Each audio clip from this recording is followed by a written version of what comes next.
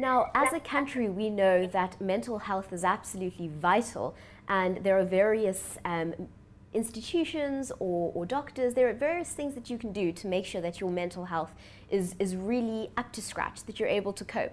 But the truth of the matter is, in many of our communities, there is a huge stigma around getting help for mental health issues. Would you talk to us about why this is problematic? This is problematic because a lot of people won't first of all, they'll go into denial around the fact that they may have a mental health issue.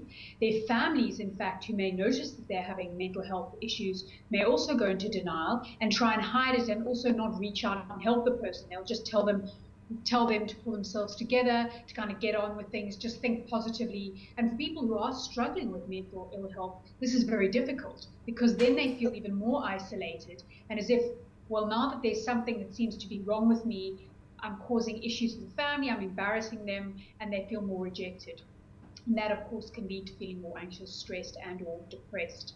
So it's about, again, us knowing how to, as a community, deal with stigma, and this is very complex. I mean, I don't want to oversimplify it. It's a very complex thing. But for individuals to feel that they're able to go, I'm struggling with this mental health issue, and I can reach out and use the resources available to me, be they social support and or mental health institutes or clinics. One of the things I think that's very important for every single person to know is that 33%, so a third of all adults, will suffer from a mental health illness in their lifetimes. Okay, so they will have a mental illness in their lifetimes, be it anxiety, depression, or something else. And that is something that really I think we should all know, because it's actually quite a common affliction. It's not something that only the odd person in the corner suffers from. We all may, at some point, struggle with some mental ill health issue.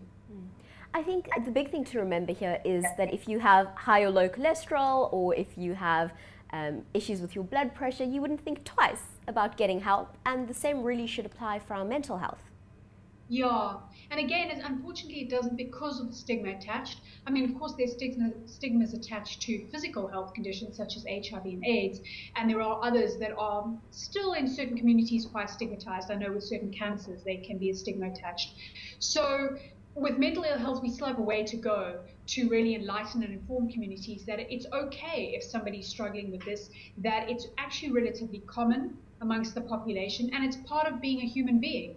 And reaching out to the person is the first step in actually helping the person to overcome this, rather than exacerbating it by pretending that it's not happening or isolating or rejecting the individual.